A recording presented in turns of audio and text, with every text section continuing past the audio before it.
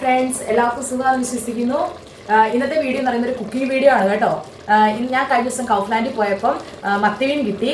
അപ്പം മത്തി ആണെങ്കിൽ ഒന്ന് കറി വെച്ച് നോക്കാമെന്ന് വിചാരിച്ചു. പല വീഡിയോസിലും ഇങ്ങനെ പലരും പറയുന്നത് കേട്ടിട്ടുണ്ട് കൗഫ്ലാൻഡ് സൂപ്പർ മാർക്കറ്റിൽ മത്തി കിട്ടുമെന്ന്. ഞാൻ ഇതുവരെ കണ്ടിട്ടില്ല, കുറേ തവണ നോക്കിയിട്ടുണ്ട്. പക്ഷേ ഈ പ്രാവശ്യം ചെന്നപ്പോൾ കിട്ടി.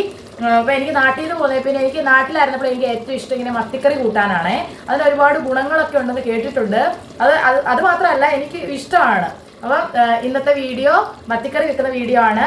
നിങ്ങളൊക്കെ എങ്ങനെയാണ് മീൻ കറി വെച്ച് കഴിഞ്ഞ് കഴിഞ്ഞാൽ നിങ്ങൾക്ക് ചോറ് കൂട്ടി മീൻ കറിക്കാനാണോ ഇഷ്ടം, അതേ കപ്പയാണോ? അങ്ങനെ പലർക്കും ഓരോ ഇഷ്ടങ്ങളൊക്കെ ഉണ്ടായിരിക്കുകയല്ലേ.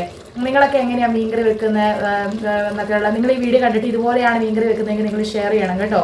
വേറെ എന്തെങ്കിലും രീതിയിൽ മീൻ കറി വെക്കാൻ പുതിയ റെസിപ്പികളൊക്കെ ഉണ്ടെങ്കിൽ കംസായിട്ട് നിങ്ങൾ പറയുക കേട്ടോ. അപ്പം നമുക്ക് വീഡിയോ മീൻ കറി വെക്കാനായിട്ട് കറിവേപ്പില, പിന്നെ ഇഞ്ചി ഞാൻ നന്നായിട്ട് ചതച്ചതാണ്, ഇത് വെളുത്തുള്ളി, പിന്നെ ഇത് തക്കാളിക്ക അരച്ചത്, നമ്മുടെ കുടംപുളി.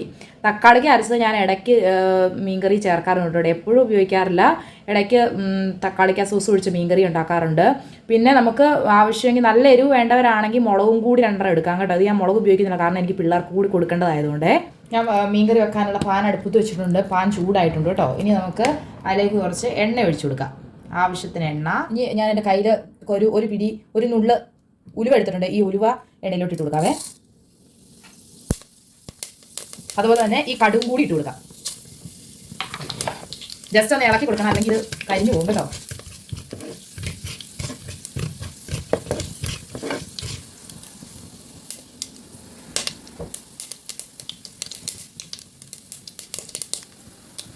കടുക് ഉലുവായിട്ട് നല്ലതായിട്ട് പൊട്ടി. ഇനി നമുക്കിവിടെ റെഡി ആയിട്ടിരിക്കുന്ന ഇഞ്ചിയും വെളുത്തുള്ളിയും കറിവേപ്പിലയും കൂടി ഇതിനകത്തേക്ക് ചേർത്ത് കൊടുക്കാം.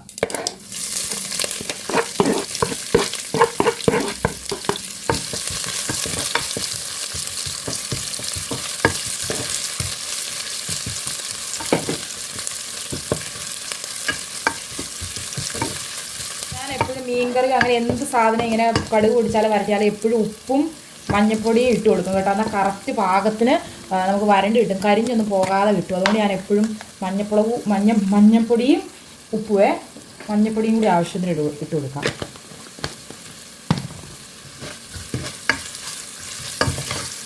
നന്നായിട്ട് ഇളക്കി കൊടുക്കുക, കരിയിക്കാതെ.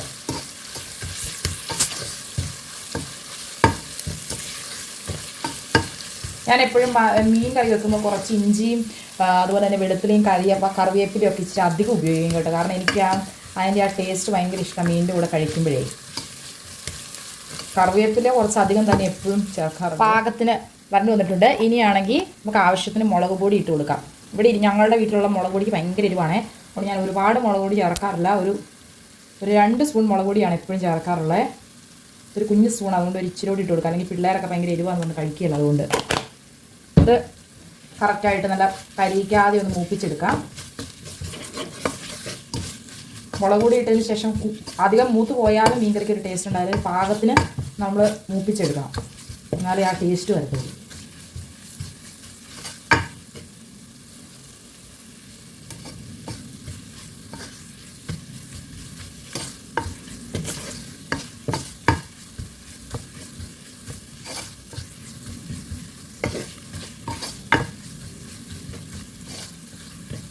മുളക് പൊടി പാകത്തിന് മൂത്ത് വന്നിട്ടുണ്ട്. ഇനി ഞാൻ ചെയ്യുന്നുണ്ടല്ലോ, ഞാനിവിടെ പറഞ്ഞില്ല, ഞാൻ തക്കാളിക്ക് അരച്ചത് എടുത്ത് വെച്ചിട്ടുണ്ട്. ഈ തക്കാളിക്ക ചാറ് ഒഴിച്ചിട്ട് നന്നായിട്ടൊന്ന് മൂപ്പിച്ചെടുക്കുകയാണെങ്കിലുണ്ടല്ലോ മീൻകറി നല്ലൊരു നല്ലൊരു കൊഴുപ്പായിട്ടിരിക്കും. എനിക്ക് അങ്ങനെ മീൻകറി കഴിക്കുന്നതാണ് ഇഷ്ടം. ഒരുപാട് വെള്ളത്തേക്കാളും കൂടുതൽ ഇനി കൊഴുപ്പായിട്ടിരിക്കുന്നതാണ് നല്ലത്. ഒരു മീൻകറിക്ക് വേറെ ഒരു ടേസ്റ്റ് ആയിട്ട് ഒരു പ്രത്യേക ടേസ്റ്റ് വരും. ഞാൻ അതുകൊണ്ട് ഇടയ്ക്ക് ഇങ്ങനെയും ട്രൈ ചെയ്യാറുണ്ട് കേട്ടോ. തക്കാളിക്ക നന്നായിട്ട് ഇവിടെ തക്കാളിക്ക് ഇങ്ങനെ അരച്ചത് മേടിക്കാൻ കിട്ടും, ഞാനതാണ് ചേർക്കുന്നത്. ഇനി എന്നാന്ന് വെച്ച് കഴിഞ്ഞാൽ കുറച്ച് ഫ്ലെയിം ഇച്ചിരി കുറച്ചിട്ടിട്ട് ഇത് ഒന്ന് നന്നായിട്ടൊന്ന് മൂടി വെക്കണം. മൂടി വെച്ച് കഴിയുമ്പോഴത്തേനും ഈ തക്കാളിക്ക നല്ല ഇതായിട്ട് അതിനകത്ത് എണ്ണ തെളിഞ്ഞ് വരും. അപ്പോൾ കറക്റ്റ് പാകത്തിനായി ആ തക്കാളിക്കയും കൂടി വെന്തിട്ട് എണ്ണ തെളിഞ്ഞ് വരുമ്പോഴത്തേനും കറക്റ്റ് പാകമായി. അന്നേരം നമ്മുടെ കുടംപുളിയും വെള്ളവും കൂടി ഒഴിച്ച് കൊടുത്ത് കഴിഞ്ഞിട്ട് തിളപ്പിച്ചിട്ട് നമുക്ക് മീനിടാം. ഇനി ഒരു 5-10 മിനിറ്റ് നമുക്കിതൊന്ന് മൂടി വെക്കാവേ.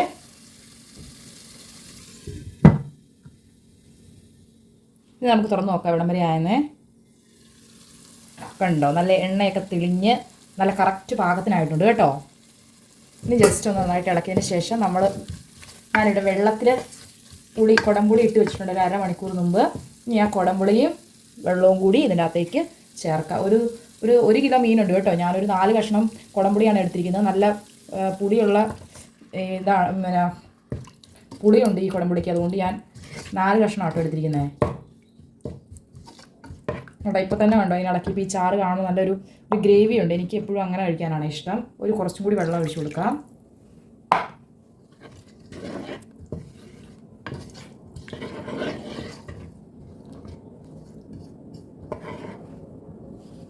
കണ്ടോ ഈ ചാറ് കാണുമ്പോൾ നിങ്ങൾക്ക് മനസ്സിലാകുന്നില്ല, നല്ലൊരു തിക്കി ആയിട്ടുള്ളൊരു ഇതാണേ.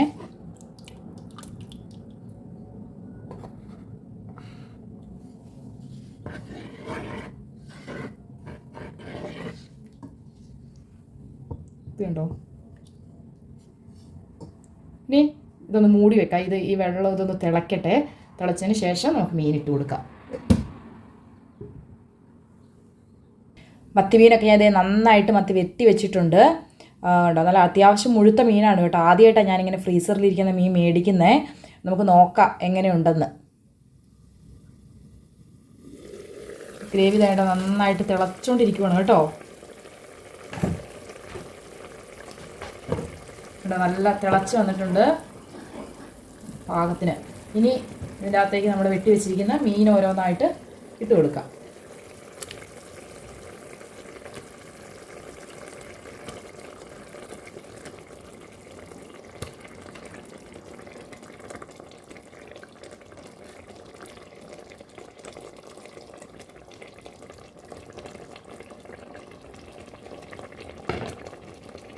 ഇനി എല്ലാവർക്കും അറിയാവുന്ന കാര്യമല്ലേ, പ്രത്യേകിച്ച് ഞാൻ പറയേണ്ട കാര്യമില്ലായിരിക്കും. നമ്മൾ മീൻ ഇട്ട് കൊടുത്തു കഴിഞ്ഞ് കഴിഞ്ഞാൽ പിന്നെ ആരും തവി വെച്ച് അങ്ങനെ മീൻ ഇളക്കിയില്ല.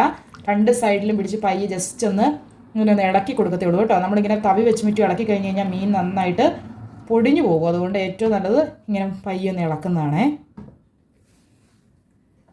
ഇനി നന്നായിട്ടൊരു 10-15 മിനിറ്റ് മതി, മീൻ പെട്ടെന്ന് വേകും. നോക്കാം.